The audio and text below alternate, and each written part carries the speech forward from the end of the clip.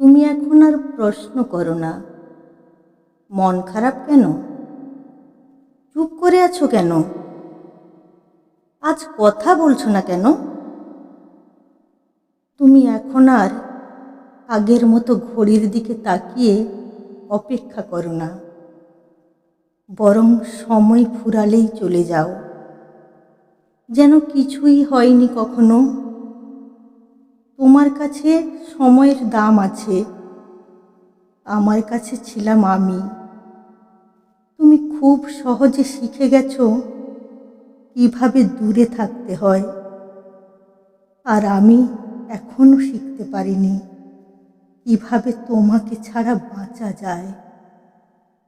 আমি অভিমান করি না এখন, কারণ তুমি আর ভাঙাতে আসো না